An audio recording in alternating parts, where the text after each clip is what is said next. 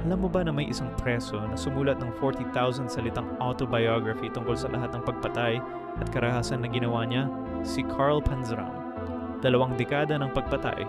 Sa loob ng kulungan isinulat niya ang bawat detalye, bawat krimen, bawat biktima. Lahat ng ito ay ipinadala niya sa isang prison guard na naging kaibigan niya. Ang mga liham na ito ay naging isa sa pinaka nakakagimbal na first-hand account ng isang serial killer na naitala sa kasaysayan. Hindi ito fiction.